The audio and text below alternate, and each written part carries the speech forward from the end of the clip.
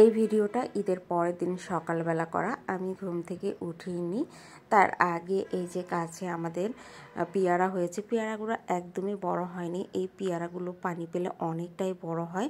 শুনেছি গত বছর নাকি অনেক বেশি ধরেছিল, এবছর খুব একটা ধরেনি, তবে মাশাআল্লাহ অনেক বেশি মিষ্টি হয়েছিল। যেহেতু গত বছর আমরা খেতেও পারিনি এই গাছের পেয়ারা, বা এবারও মানে বর্ষাকালে আসবো কিনা তা জানি না, খাওয়া হবে কতটুকু সেও জানি না।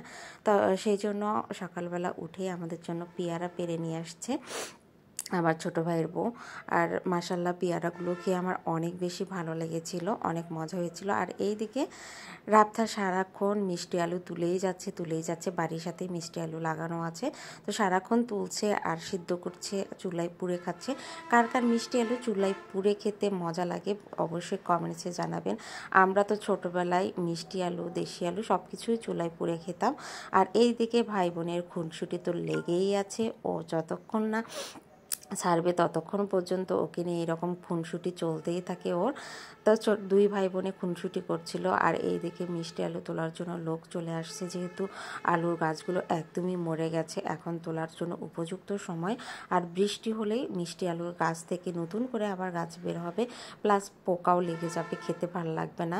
মাশাআল্লাহ আলুগুলো এত বেশি মিষ্টি হয়েছে, তবে আরও সেচ দিলে আলুগুলো আর একটু বড় হতো। যেহেতু এখানে পানির সেরকম ব্যবস্থা নেই, সেই জন্য পানি দেওয়ার সেরকমভাবে সুবিধা হয়নি। আর ওদের সাথে সাথে রাবতা তো নিজেও মনে হয় কাজে লেগে যাচ্ছে, সব সময় সব কাজ করতে ও পছন্দ করে। আর ওর বেশি পছন্দ গ্রামের বাড়ি, ও গ্রামের বাড়িতে থাকতে পছন্দ করে। হাঁস, মুরগি, গরু, ছাগল এগুলো নিয়ে থাকতেই বেশি পছন্দ করে ও।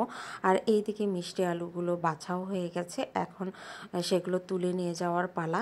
গাছ থেকে মানে শিকড় থেকে বোটা ছাড়িয়ে আলাদা আলাদা করে নিতে হয়, তো পুরোটা তোলা সম্ভব হয়নি, কিছুটা তোলা হয়ে গেছিলো। তো এইদিকে আমরা সবাই বসেই করছিলাম আর ওজন দিচ্ছিলাম কতটুকু মিষ্টি আলু হলো বা কতটুকু তুলতে পারলাম। এটা হচ্ছে ডিজিটাল মিটার, এটা দিয়ে ওজন করা হচ্ছিল। আর এদিকে আমরা সবাই বসেছিলাম, এখানে একটা বসার জায়গাও আছে মাশাআল্লাহ। আর এই যে ছাগল বাবা যে কি আরাম আয়েসে বসে আছে, তাকে জিজ্ঞেস করলাম তোমার কোনো কাজ নেই, সারাদিন শুয়ে বসে থাকো? ও সারাক্ষণই শুয়ে বসে থাকে এভাবে। আর রাবতার তো কোনো কাজই নেই, একের পর এক চলেই যাচ্ছে এটা সেটা নিয়ে, কচুরিপানা, বিভিন্ন জায়গা থেকে বিভিন্ন কিছু তুলে নিয়ে আসা। ওই যে বললাম ওর গ্রামের বাড়ি অনেক বেশি পছন্দ, এগুলো করতে ভালোবাসে।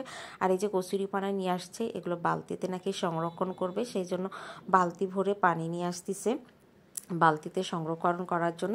কাজ না থাকলে যা হয় আর কি, সে সাইকেল নিয়ে যায় কত দূর দূরান্ত থেকে এগুলো তুলে নিয়ে আসে। আর এখানে সবাই মিলে বসে আড্ডা দেওয়া হয় অনেকটা। তো এই যে চলে আসছি আমি আমার এক বোনের বাসায়, সেখানে এসে দেখি মানকচু রান্না করবে। তো প্রথমে এই যে মানকচুগুলোকে তারা সিদ্ধ করে নিচ্ছে, এরপর পাটায় বেটে এটা মিহি করে নেবে। আর এর মধ্যে মাংস দিয়ে অথবা চামড়া দিয়ে, মানে তেল জাতীয় কোনো কিছু দিয়ে রান্না করলে অনেক বেশি মজা হয়। তো ওরা মুরগি কিনে নিয়ে আসছে, তো মুরগির চামড়া দিয়ে এটা রান্না করবে। তো আমি কথা বলছিলাম আর দেখছিলাম। তো মানকচু কোন কোন এলাকায় এভাবে খায় সেটা অবশ্যই কমেন্টসে জানাবেন। আমরা তো এভাবে খেতেই পছন্দ করি, অনেক এলাকায় আছে মানকচু গোড়াটা ভর্তা করে খায়, তবে আমাদের এলাকায় আমরা মানকচুর গোড়া সেইভাবে খাই না, আমরা ডাঁটাটাই খাই। আর অনেকেই আছে যে মানকচুর ডাঁটা ফেলে দিয়ে গোড়াটা খায়।